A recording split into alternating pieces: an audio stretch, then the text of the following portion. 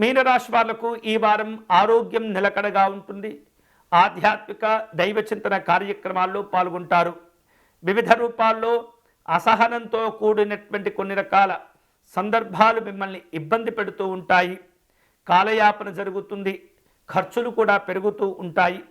ప్రారంభించినటువంటి పనుల్లో ఏమాత్రం కూడా మీరు నిర్లక్ష్యంగా కానీ నిరుత్సాహంగా కానీ ఉండకూడదు. ఎప్పుడు కూడా మంచి ఆలోచనలతో పట్టుదలతో ఈ వారంతో మీరు ప్రయత్నాలు కనుక ప్రారంభించినట్లయితే అవి మీకు ఉపయోగపడుతుంటాయి. శ్రమతో కూడుకున్నటువంటి పనుల్లో ఎక్కువగా ప్రయోజనాలు పొందే అవకాశాలు ఉన్నాయి. కుటుంబ వాతావరణం సంతృప్తికరంగా ఉంటుంది. కుటుంబ పెద్దల యొక్క సభ్యుల యొక్క సహకారంతో కొన్ని ముఖ్యమైనటువంటి పనులు కూడా మీరు చేపట్టడం పూర్తి చేయటం జరుగుతుంది. వివాదాలకు దూరంగా ఉండేటటువంటి ప్రయత్నం చేయండి. సహోద్యోగులతో అధికారులతో వ్యవహరించే సందర్భంలో ఓర్పు సహనంతో మీరు మీ కార్యక్రమాలు పూర్తయ్యేంత వరకు జాగ్రత్తగా వ్యవహరించాలి. ఎంత ఓర్పుతో ఎంత సహనంతో వ్యవహరిస్తూ ఉంటారు అంతే స్థాయిలో మీరు మీ కార్యక్రమాలను పూర్తి చేసుకోగలుగుతారు. వివిధ రూపాల్లో మానసికమైనటువంటి ఒత్తిడి ఏర్పడుతుంది. కొన్ని ఆందోళనకరమైనటువంటి సందర్భాలు కూడా చోటు చేసుకుంటాయి. అయినప్పటికీ కూడా మీ ఆత్మవిశ్వాసమే మిమ్మల్ని కాపాడుతూ ఉంటుంది.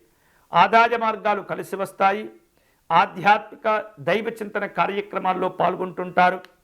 వివిధ రూపాల్లో ఈ వారం శుభకరమైనటువంటి ఫలితాలను సాధించుకునే క్రమంలో పెద్దవారి యొక్క సహకారాన్ని కోరుకుంటుంటారు. మీ మనస్సులో లేదా మీరు పడుతున్నటువంటి బాధలు ఆందోళనలు దగ్గర వారికి చెప్పుకొని కొంత ఉపశమనాన్ని పొందేటటువంటి ప్రయత్నాలు చేస్తుంటారు. సామాజిక గౌరవాలు పొందుతూ ఉంటారు. వివిధ రూపాల్లో రాజకీయపరమైనటువంటి పరిచయాలు కూడా ఉపయోగపడుతూ ఉంటాయి. ఈ వారం శుభకరమైనటువంటి ఫలితాలు పొందేటటువంటి క్రమంలో భవానీ అమ్మవారిని పూజించటం ఆరాధించటం మంచిది. విశేషంగా మీరు ఈ వారం భవానీ అమ్మవారి అష్టకమును పారాయణ చేయటం, నవదుర్గా స్తోత్రమును పారాయణం చేయటం ద్వారా విశేష శుభాలను పొందవచ్చు. ముఖ్యంగా నవదుర్గా స్తోత్ర పారాయణం ప్రతిరోజు కూడా చేసుకోవటం ద్వారా ఎన్నో రకాల జాతక సంబంధమైనటువంటి సమస్యలకు కూడా అమ్మవారి యొక్క స్తోత్ర పారాయణం మీకు ఉపయోగపడుతుంది.